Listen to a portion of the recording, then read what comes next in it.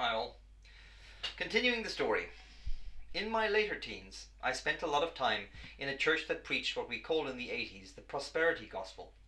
The central doctrine is that health and prosperity are promised to all believers and are available through faith and by liberally giving to the Lord. Or in lieu of the Lord, the preacher who just happens to be telling you all about the prosperity gospel. In retrospect, it is hard to imagine a doctrine more diametrically opposed to the classic Christian ideal, or one so guaranteed to cause otherwise normal people to suffer gradual mental dissolution.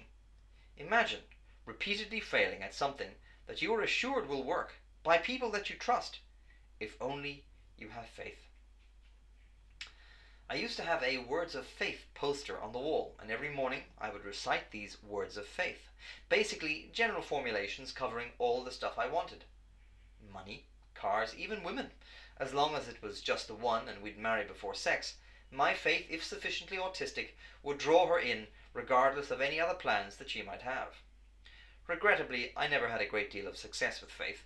No one came up to me on the street and randomly handed me a set of car keys, and I never stumbled across suitcases packed to bursting with heavenly cash, and after a while, frankly, it began to dawn on me that I was out of pocket. I was giving these clowns lots, a tenth of my salary, and my faith had failed to materialize so much as a pair of socks. That's not a joke, by the way.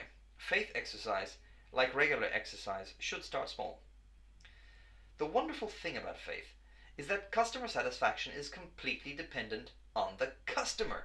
This is a genius stroke of marketing, and all religion trades to a greater or lesser extent on this particular absurdity. You buy a widget, you take it home, you follow the instructions to the letter. The widget fails to work. Who's at fault? You! You're at fault!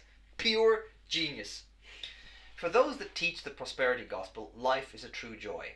Your obvious prosperity, based on the steady stream of tax-free tithes from your congregation, is an attraction for your church, and a spur to your congregation to continue to give until it hurts, until they bleed. Those that give up didn't have enough faith. Those that become modestly successful did have enough faith.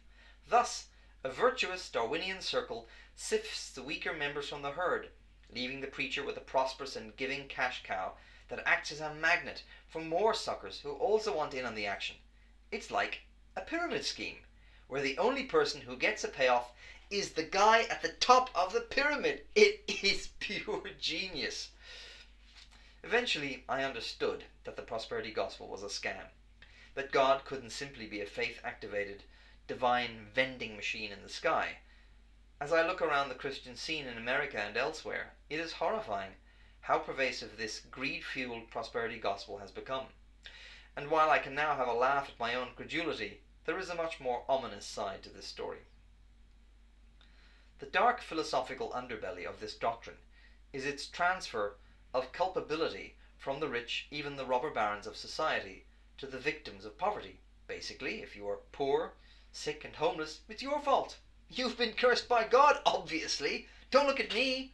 I, as a successful member of society, have no responsibility whatever to assist you, and I am fully justified in the contempt and disgust I harbour for you and your shuffling, demon-infested, poorly dressed ilk.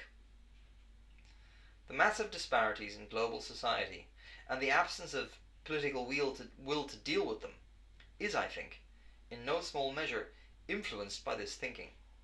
It is that much easier to dismiss the misery and poverty of others, if that poverty is ordained by God.